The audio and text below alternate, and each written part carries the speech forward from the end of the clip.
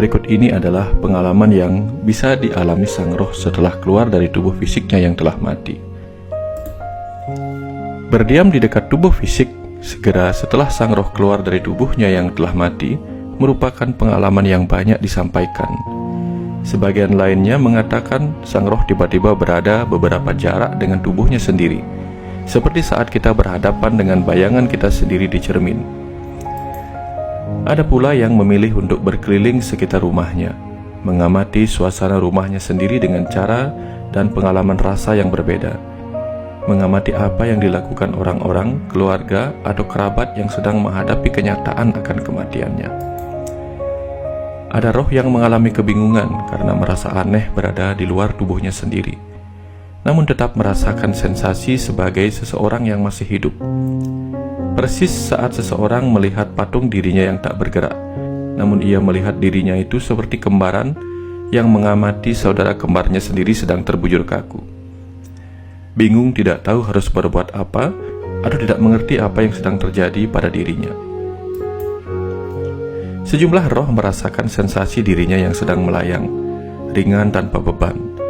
Ada perasaan berada di ruang angkasa tanpa bobot tubuh, namun tetap tampil sebagaimana adanya dirinya sebelum mati.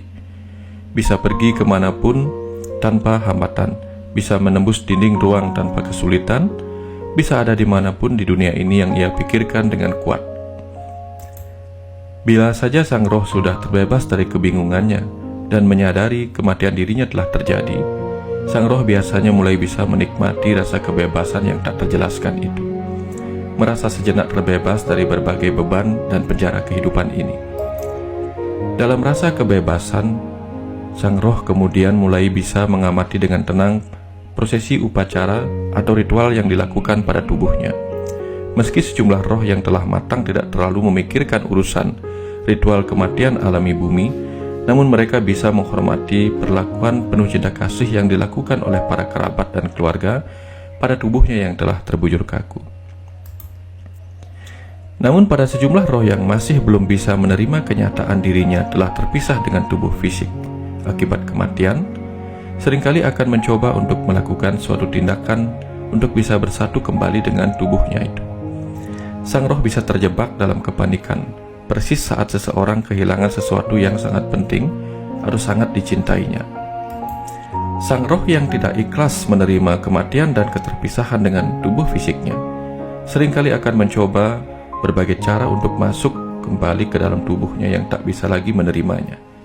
Seperti saat seseorang hendak berlindung ke dalam rumahnya sendiri karena di luar rumah ada sesuatu yang menakutkan, namun pintu rumah itu mendadak terkunci begitu saja dari dalam. Apalagi bila dilihatnya keluarga dan kerabatnya juga tidak bisa ikhlas menerima kematiannya. Kepanikan seperti ini melanda roh-roh yang belum siap menerima kenyataan akan kematiannya. Tetapi pada roh yang telah matang atau pada roh yang telah ikhlas menerima kematian tubuh fisiknya, biasanya malah sering berusaha melakukan penghiburan pada keluarganya yang masih dilanda kesedihan dan atas kepergiannya. Kadang mereka mencoba menyentuh mereka dengan lembut pada bagian yang peka, atau melakukan sesuatu yang bisa dilakukan untuk memancarkan pesan bahwa mereka di alam sana baik-baik saja. Ketika semua sudah dirasa baik-baik saja, sebagian besar roh akan memilih melanjutkan perjalanan ke alamnya sendiri, alih-alih terus berdiam di alam bumi. Namun ada juga yang memilih menemani kerabat dan keluarganya selama dibutuhkan, hingga semua menjadi kembali tenang dan ikhlas. Baru setelah itu mereka meneruskan perjalanannya ke alamnya sendiri. Inilah alasan di Bali dipesankan untuk tidak begitu menangisi kematian terlalu berlama-lama, sehingga ritual atau upacara kematian di Bali lebih seperti perayaan kelahiran ataupun kepulangan yang penuh sukacita ke alam keabadian. Selain beragam pernyataan atau atas pengalaman yang mungkin dilalui sang roh setelah keluar dari tubuh fisiknya, kebanyakan roh mengalami hal ini setelah kematiannya, yaitu terjebak ke dalam sebuah pilihan. Ketika sang roh terlepas dari tubuh fisiknya untuk memasuki alam kematian, ada dua pilihan yang menantinya. Pilihan pertama adalah kembali ke alam kehidupan bumi yang masih belum ikhlas untuk ditinggalkannya.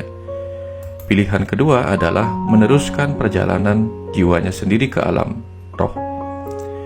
Bila sang roh memilih untuk tetap berada di kehidupan bumi dengan berbagai alasannya, maka ia memilih untuk terjebak kembali di alam manusia ini, alam Nara Ika. Nara artinya manusia, Ika artinya itu. Jadi alam Nara Ika artinya alam manusia ini, di mana ia akan bergentayangan di bumi ini tanpa memiliki tubuh fisik lagi. Orang-orang Bali menyebut roh yang belum ikhlas dan masih gentayangan seperti ini dengan sebutan buta cuil. Namun bila sang roh telah ikhlas untuk pulang ke alamnya sendiri, ia akan pulang ke alam cahaya, yaitu alam suar, atau alamnya sendiri sebagai alam swaraga, tempat di mana ia ada sebagai makhluk-makhluk energi cahaya. Keterjebakan sang roh di fase ini sering diilustrasikan sebagai keadaan seseorang yang sedang berjalan di sebuah jembatan rapuh dan bergoyang-goyang, tidak stabil. Di sebelah kanan kiri ada lubang neraka dan di ujung jembatan ada pulau harapan penuh cahaya. Jembatan ini sering disebut sebagai titik ugal agil kalau di Bali. Di tempat lain mungkin dalam bahasa Melayu dikenal sebagai titian serambut di belah tujuh, untuk memberi kesan betapa rapuhnya kondisi dilematis sang roh. Salah sedikit saja akan jatuh ke alam neraka yang menyakitkan, kembali ke alam manusia yang penuh penderitaan, karena tidak lagi bisa berbuat banyak tanpa kepemilikan tubuh fisik untuk dipakai melakukan sesuatu yang dianggapnya berguna di alam fisik ini.